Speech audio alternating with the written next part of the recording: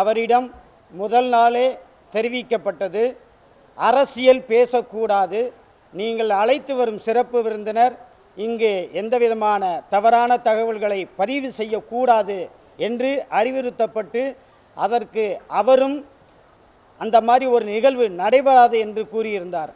அதன் அடிப்படையில் அவருக்கு அந்த வாய்ப்பு வழங்கப்பட்டது. ஆனால் நடந்ததோ வேறு. நாங்கள் பப்பாசி என்பது ஒரு அமைப்பு, இதில் எல்லா சமூகத்தினரும் எல்லா அரசியல் கட்சி சார்ந்தவர்களும் இருக்கின்றார்கள். ஆனால் நாங்கள் அமைப்பு என்பது ஒரே மாதிரி கொள்கையோடு நாங்கள் சென்று கொண்டிருக்கிறோம். அதனால் 48வது புத்தக காட்சி வெற்றிகரமாக நடைபெற்று கொண்டிருக்கிறது. இங்கு இந்த அன்று நடந்த நிகழ்வுக்கு அந்த பதிப்பாளரே முழு பொறுப்பு. மேலும் சீமான் ஏன் இங்கு வந்து இந்த பாதையை வைத்தார்கள் என்று கேட்கக்கூடிய சூழ்நிலை. அவர் யார்? எங்களுடைய உறுப்பினரும் அல்ல. அவர் எப்படி இந்த பாதையை வைக்கலாம் என்று அவர் கேள்வி கேட்பார். அது கேட்கக்கூடாது. அவருடைய இயலாமையை காட்டுகிறது. அவர் வந்து சிறப்பு விருந்தினராக தான் வந்துள்ளார். அவர் அந்த புத்தகத்தை மட்டுமே பேச வேண்டும். எங்களுக்கு உரிமை இருக்கிறது. நாங்கள் எங்களுக்கு விருப்பமான இலக்கியம் சார்ந்தவர்களை, எழுத்தாளர்களுடைய பெயர்களை நாங்கள் வைப்போம். அதற்கு யார் அவர் மறுப்பு தெரிவிப்பது, அதை கண்டனம் தெரிவிப்பது? மேலும் நாங்கள் தமிழ்நாடு அரசை சார்ந்தே உள்ளோம், தமிழ்நாடு முதலமைச்சர் சார்ந்து தான் உள்ளோம். அவரையும் அவதூறாக பேசுவது மற்றும் வரலாற்று சிறப்புமிக்க தமிழ்நாட்டினுடைய பாரம்பரியமான அந்த தமிழ்தாய் வாழ்த்து பாடலை மாற்றி பாடி வைத்தது அந்த முழு பொறுப்பு அந்த பதிப்பகத்தை சார்ந்தது. அவர்கள் மேல் நாங்கள் பப்பாசியினுடைய நடவடிக்கை எடுத்துள்ளோம்.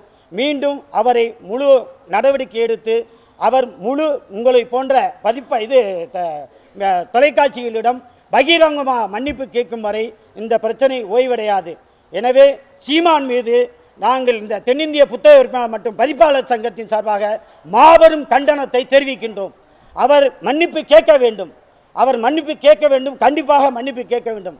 அவர் இந்த இவ்வளவு ஒரு பெரிய வரலாற்று சிறப்புமிக்க அறிவுசார் உலகத்தில் வந்து உளறிட்டு போவது எந்த விதத்தில் நியாயம்? அது தவறு. இது பல பேருடைய வாழ்வாதாரத்தை கெடுப்பது. ஏற்கனவே பதிப்புத்துறை நலிவடைந்து கொண்டு சென்றுகிட்டு இருக்கிறது. இப்படிப்பட்ட சூழ்நிலையில் அரசாங்கத்தை பற்றியும் அவர் மேனாள் முதல்வரை பற்றியும் அவதூறாக பேசுவது எந்த விதத்தில் நியாயம்? எனவே அவரும் மன்னிப்பு கேட்க வேண்டும் பகிரங்கமாக. மேலும் இந்த அன்று வெளியிட்ட பதிப்பாளரும் பகிரங்கமாக தொலைக்காட்சியிலும் பத்திரிகையிலும் மன்னிப்பு கேட்க வேண்டும். அதுவரை அவர்கள் மீது நடவடிக்கை எடுக்கப்படும்.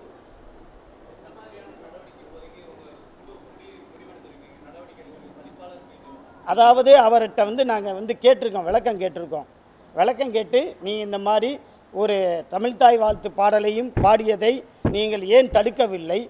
நீங்கள் தான் நிகழ்ச்சியை நடத்துகிறீர்கள், உங்களுக்கு தான் முழு பொறுப்பு இருக்கிறது, நீங்களே நடத்தவில்லை, அதை தடுக்கவில்லை என்று கேட்டதற்கு இல்லை, அது இப்படி நடந்திருக்கு, இந்த தமிழ்தாய் பாடக்கூடாது, அடுத்த மாநிலத்தினுடைய தமிழ்தாய் வாழ்த்து பாடக்கூடாது என்று எனக்கு தெரியாது எப்படி என்று சொல்லுகிறார். ஆனால் தவறு. அவர் திட்டமிட்டே இந்த செயலை செஞ்சிருக்கிறார். திட்டமிட்டு தான் இந்த செயலை செஞ்சிருக்கிறார். ஆமாம், அந்த பதிப்பகம் திட்டமிட்டே இந்த செயலை செஞ்சிருக்கு. அதுவும் இந்த ஒரு பொதுவெளி அறிவுசார் உலகத்தில் ஒரு சங்கம் நடத்தக்கூடிய ஒரு புத்தக காட்சிகளில் இந்த மாதிரி வேண்டுமென்றே தன்னுடைய பதிப்பகத்தை மேன்மைப்படுத்திக் கொள்ள வேண்டும் என்பதற்காகவே திட்டமிட்டு சதி செய்திருக்கிறார். உறுப்பினர் தான்.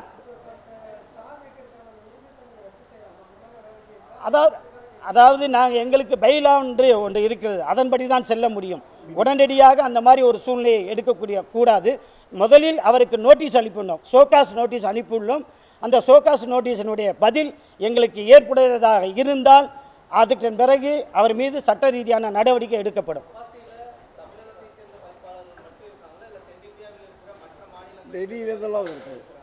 எல்லா மாநிலத்திலும் இருக்கின்றார்கள். அதாவது மெஜாரிட்டி மைனாரிட்டி இங்கே தமிழகம் சார்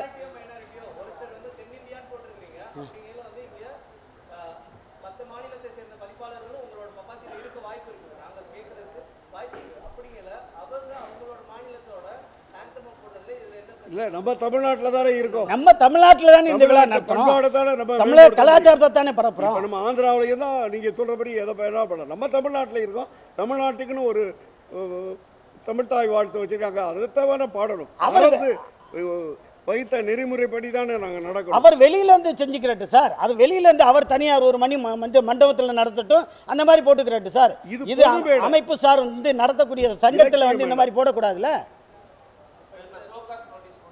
ஆமாம், விளக்கம் இன்னும் வரல, வந்திருக்கும், இனிமேல் தான் பார்த்துட்டு அதுக்கு பிறகு மேல் நடவடிக்கை எடுக்கும்.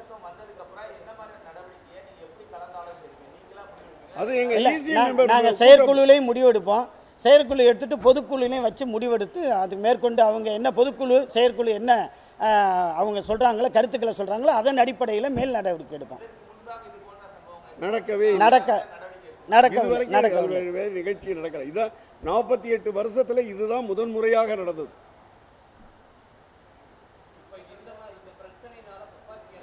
கண்டிப்பாக பெரிய பாதிப்பு இருக்குது, எங்களால் வெளியில் சொல்ல முடியாது.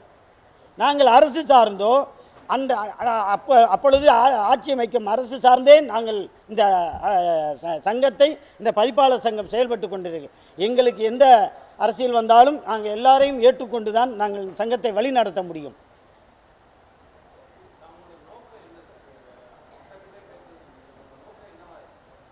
அதாவது திட்டமிட்டுன்னா இந்த இடத்துல போய் அவர் வந்து தன்னை முன்னிலைப்படுத்தி தன்னுடைய பதிப்பகத்தை முன்னிலைப்படுத்தி பிரபகண்டா பண்ணி செய்து கொள்வதற்காக இந்த சங்கத்தினுடைய மேடையை பயன்படுத்தியுள்ளார்.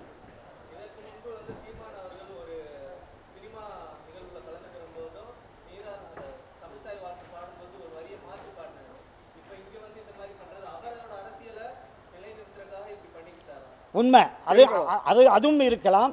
ஆனால் இங்கு வந்து நாம் இன்னும் மேலும் இந்த பிரச்சனையை பெரிதாக்கி கொள்ளலாம் அப்படி என்று கூட நினைக்கலாம். அவர் ஒரு விருந்தினர் தானே, அவர் ஒரு விருந்தினராக வரும்போது நம்ம வந்து கண்ணியத்தை காப்பாற்றணும் இல்லையா?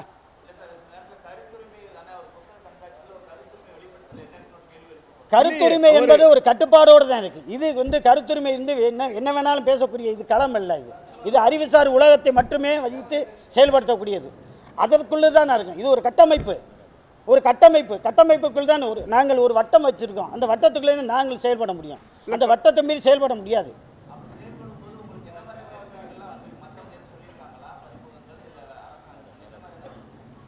அப்படி நாங்கள் இனிமேல் தானே தெரியும். இப்போ இது வரைக்கும் நாங்கள் வந்து எங்களுக்கு தெரியல, இனிமேல் தான் தெரியும். ஏதோ ஒரு சூழல் அமையக்கூடிய வாய்ப்பு இருக்கும்.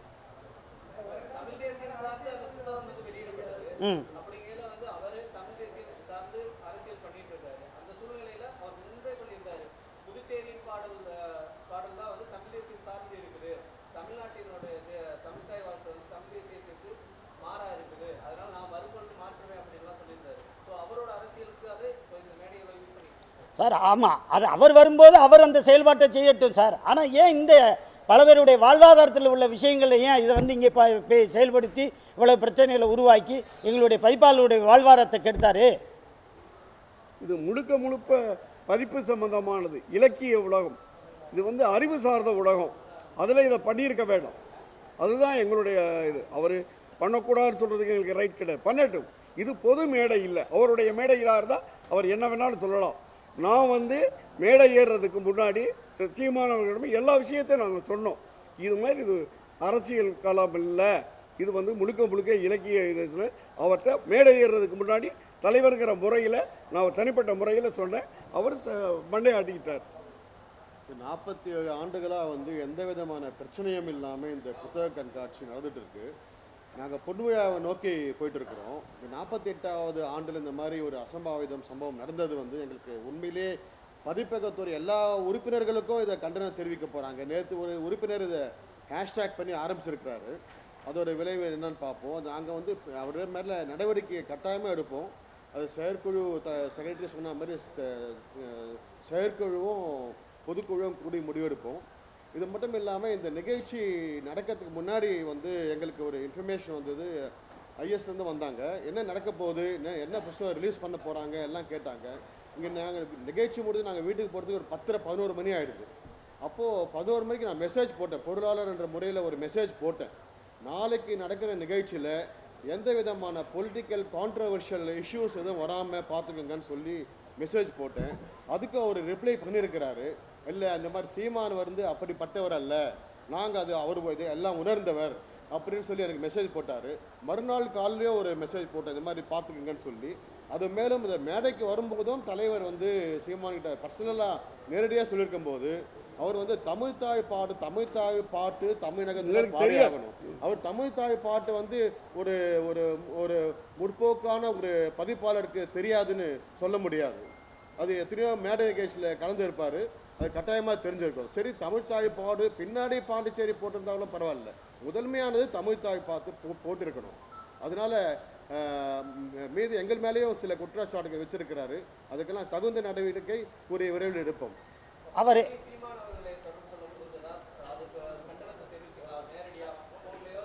அதற்காண்டிங்க தான் இந்த கூட்டமே, இந்த பத்திரிகையாளர் ஊடகங்கள் சந்திப்பே அதுதான். இப்போ அவர் இந்த அந்த பதிப்பகத்தினுடைய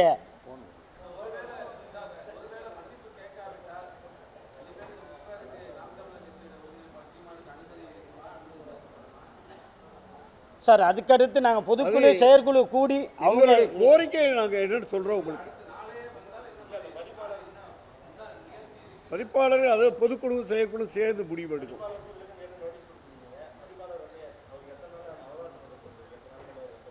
எழுபத்தி மணி நேரம் கொடுத்துருக்கோம், 72 hours. எங்கள் லீகல் அட்வொகேட்டை கேட்டு ஷோகாஸ் நோட்டீஸ் கொடுத்துருக்கோம், 72 hours கொடுத்துருக்கோம். அவருக்கு கொடுத்துருக்கோம். ரெண்டாவது, இது புத்தக கண்காட்சி வேறு நடக்குது. இப்போ பொதுக்குழு உடனடியாக கூட்டவும் முடியாது. இது முடிஞ்ச உடனே தான் பொதுக்குழு கூட்டலாம். இது உறுப்பினராக இல்லை சார், உறுப்பினராகவும் இல்லை, பொறுப்பாளராகவும் இல்லை. ஆனால் அவங்க பதிப்பகங்கள் சார்ந்து நிறைய பேர் பங்களிப்பு இருக்குதுல. அவங்க அதை நான் முதலே சொல்லிட்டேன், எல்லா அரசியல் கட்சி சார்ந்தும் இந்த பதிப்பகத்தில் உறுப்பினர்களாகவும் இருக்கிறாங்க, பதிப்பாளர்களும் இருக்கிறாங்க. அதற்காண்டி யாரும் வந்து வேறுபட்டு நடக்கிறதில்ல. எங்களுக்கு எல்லாருமே ஒன்று தான், எந்த அரசியல் கட்சியாக இருந்தாலும் ஒன்று தான். நாங்கள் எந்த அரசியல் கட்சியும் வந்து நாங்கள் தவறாகவும் பேசுகிறதில்ல, இதாகவும் பேசுகிறதில்ல. ஏன்னா எங்களுடைய நிலைப்பாடு அது.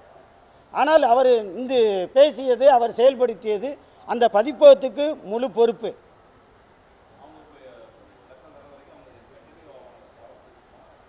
அதில் நம்ம வந்து முறைப்படி தான் நடவடிக்கை எடுக்க முடியும். திடுதுப்புன்னு நம்ம வந்து சாடலாம், அதெல்லாம் பண்ண முடியாது.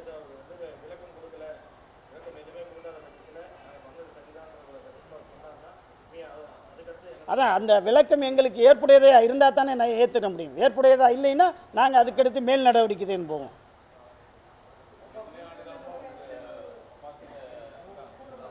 ஆமாம், ஒரு 10 ஆண்டு காலத்துக்கு மேலே இருக்கார்.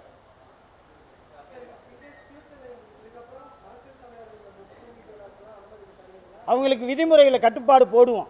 ஏன்னா இது எங்களுக்கு ஒரு முன்னுதாரணம். ஒரு பான சோத்துக்கு ஒரு சோறு பதங்கிற மாதிரி எங்களுக்கு இந்த ஆண்டு ஒரு முன்னுதாரணம். இனி வரக்கூடிய காலங்களில் இப்படி தான் பேசணும்.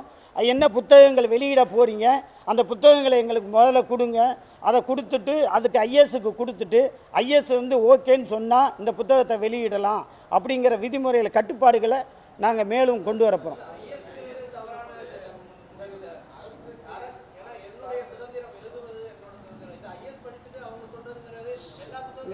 சார், ஜனநாயகப்படி எழுதலாம், ஆனால் ஜனநாயகத்தை மீறி எழுதக்கூடாது. இப்போ ஆமாம், எங்களுக்கு இந்த ஈவெண்ட் நடக்கும் சார், ஜனநாயகப்படி எழுதலாம் சார். இல்லை நான் அப்படி சொல்லவே இல்லை, அப்படி சொல்லவே. ஆமாம், கேட்டதுக்கு அதுக்கு தான் இந்த காமிச்சா செல்ல. அவர் அஷூரன்ஸ் கொடுத்தாரு. அவர் அஷூரன்ஸ் கொடுத்த அடிப்படையில் தான் நாங்கள்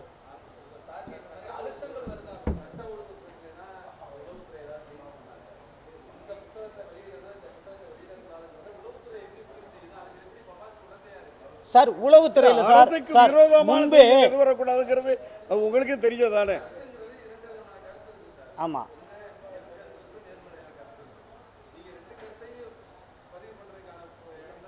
அப்படி இல்லை சார். அரசியல் வந்து சார் கருத்துரிமைங்கிற பேரில் எல்லா கருத்தையும் பேசிட்டு போயிடக்கூடாதுல்ல. இது இலக்கிய சம்பந்தமான ஒரு மேடை தானே சார். அதில் கான்ட்ராவர்சியாக எதாவது இருந்துச்சுன்னா சார், அந்த கான்ட்ராவர்சியாக இருந்து அந்த புத்தகத்தில் கான்ட்ராவர்சியாக இருந்து ஜனநாயகத்துக்கு மீறி இருந்துச்சு அப்போ அப்படித்தான். இப்போ நீங்கள் சொன்னீங்களா இல்லை சார், எழுத்தாளர் பதிப்பாளர் சார் நீ இல்லை இல்லை நாங்கள் அப்படி சொல்லலை. புத்தக வெளியீட்டு விழாவை நான் பேசுகிறேன். அப்படி இல்லை சார், இல்லை அது ஒரு ஃபார்மாலிட்டி. இல்லை அது ஒரு ஃபார்மாலிட்டி.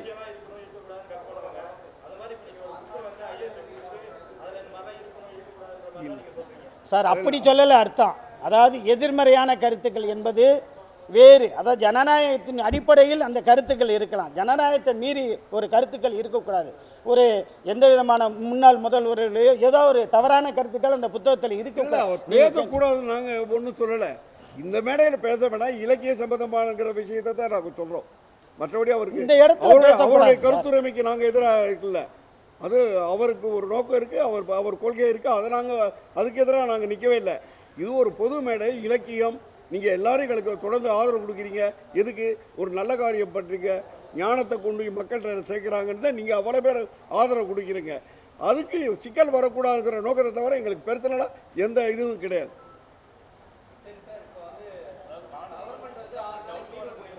என்ன சார்? ஆமாம் ஆமாம். இல்லை சார், வாய்ப்பில்லை சார். நாங்கள் திட்டமிட்டபடி 12ஆம் தேதி ஜனவரி 12ஓடு நிறைவு. ஒரு 10-12 நாள் இருந்தால் தான் பொதுப்படையாகவே நல்லாயிருக்கும். அதுக்கு மேலே ரொம்ப சிரமம். ஏன்னா இது டெம்பரவரி ஸ்ட்ரெச்சர். ஒரு 10-20 லட்சம் பேர் போனாவே கொஞ்சம் அவங்க தானே செய்யலாம். எல்லாம் இதெல்லாம்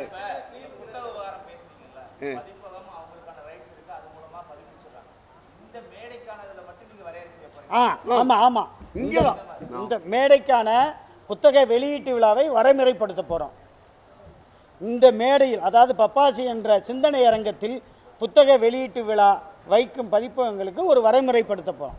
அதைத்தான் நான் சொல்ல வரேன். அது என்னங்கிறது அதுக்கு ஒரு கமிட்டி போட்டு பண்ணும். இனிமேல் அதை பற்றி தீர்மானம் செய்யும். நன்றி, வணக்கம். நன்றி, வணக்கம்.